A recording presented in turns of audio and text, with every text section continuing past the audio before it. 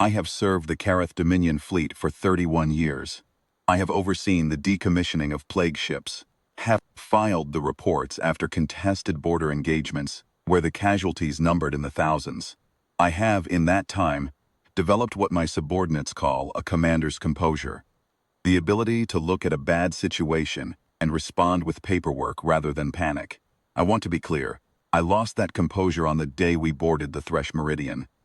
The vessel had come in quiet, running a false transponder and a falsified shipping manifest that listed its cargo as agricultural stabilizers, bound for the outer Karath processing colonies. It was the weight discrepancy that flagged it. The manifest said 1,100 units of granular compound in sealed drums. The actual mass reading, when our dock sensors swept it at approach, was roughly 40% heavier than declared. That kind of gap usually means smuggled ore or contraband stimulants. It does not usually mean what we found. I sent a boarding team at 0340 station time. Standard procedure: 8 officers in full hazard seals, 1 Dominion customs inspector, and the human. The human was a complication I had not asked for. Her name was Specialist Yara Kale, attached to our vessel 6 weeks prior as part of some interspecies exchange agreement that I had never fully read. She was short, unremarkable, and had a habit of eating her rations cold directly from the container during briefings, which I found offensive on a procedural level. She carried a sidearm she had not once drawn in 6 weeks, and she had an irritating quality of listening to everything I said with a kind of calm, patient attention that I could never fully interpret as either respect or amusement. Possibly both. She had requested to join the boarding team. I had seen no reason to refuse. Customs inspections are not combat operations. I was in the bridge dome when the team made entry.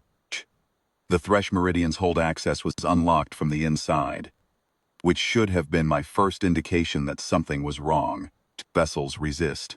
Unlocked ones are invitations. I noted it, logged it, and watched the feed from team leader Osvek's helmet camera as the boarding party moved through the forward corridor.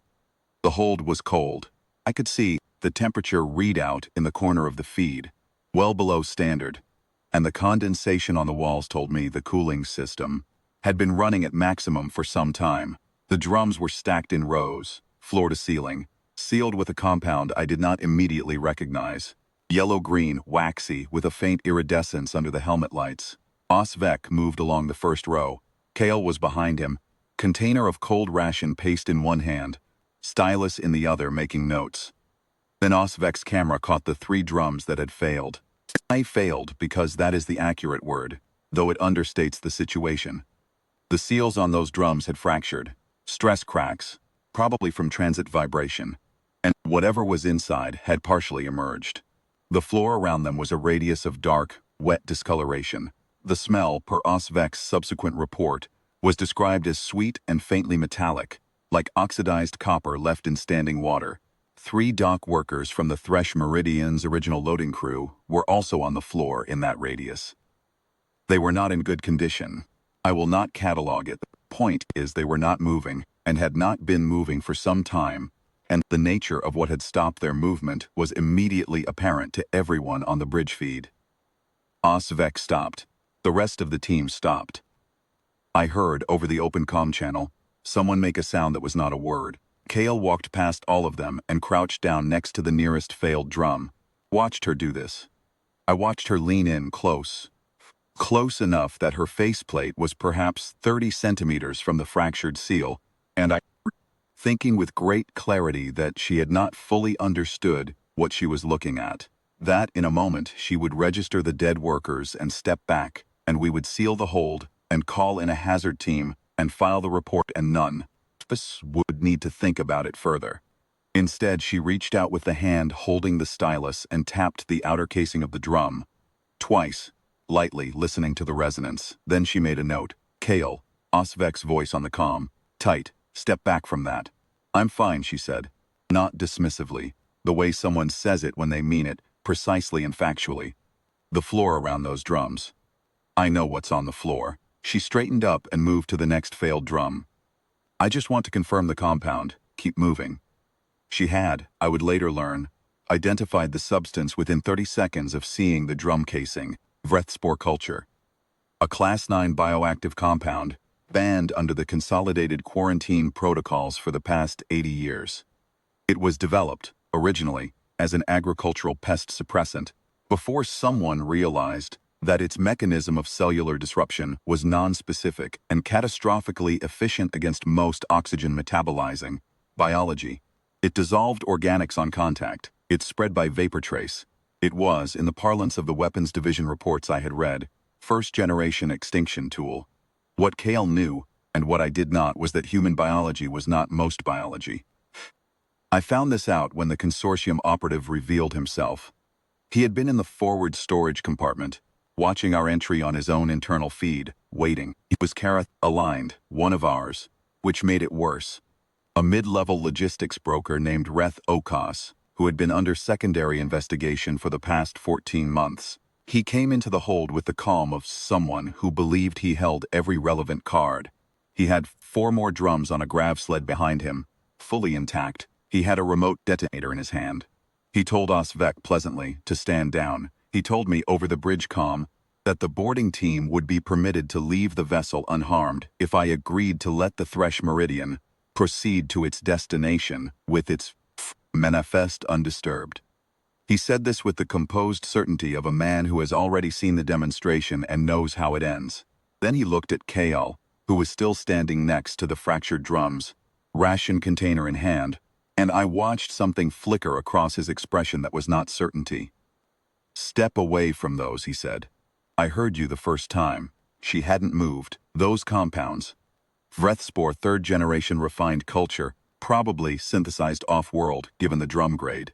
She finally looked up at him. "You've seen what it does to Karath biology." "Yes, you assumed it would do the same thing to me." He didn't answer. The answer was in the way he was holding the detonator. Not as a weapon anymore, but as something he was recalculating the value of. Kale set her ration container down on top of a nearby crate. She walked to the grav sled, past Okas, close enough that he could have reached her, and he did not move. She picked up one of the intact drums. It was not small. She held it in both hands and looked at the seal, and then she looked at me, at the bridge camera, at me, and she said, with no particular inflection, "Commander, for the record, human cellular metabolism runs on a different oxidation pathway than standard Karath-class biology. Spore requires a specific enzymatic trigger that we don't carry. It's been in the xenobiological literature since first contact." A pause. "You should probably have read the exchange brief more carefully." She set the drum back on the sled. Okas had not moved. He was still holding the detonator. His tendrils, the mottled gray secondary manipulators that Karath cephalopods use for fine motor work, were entirely still. That is not a natural state for a cephalopod. Stillness in the tendrils means the higher cognitive processing has taken over, completely, which happens when the body cannot decide what to do. Osvek restrained him 40 seconds later. He did not resist. Filed the boarding action report myself. I wrote in the summary field that Thresh Meridian had been carrying a Class 9 prohibited bioweapon intended for deployment against Dominion population centers, that the Consortium operative had been apprehended without casualties, and that the human liaison had been instrumental in identifying and securing the compound. What I did not write in the report, because there is no field for it and because I did not know how to phrase it in procedural language, was this. I had watched Kale pick up a drum of substance that had killed 3 crew members through fractured containment, carry it in bare hands, set it down, and then retrieve her ration container and finish the last 3 bites of her meal before the restraint team arrived. She had not been performing. She had not been demonstrating anything.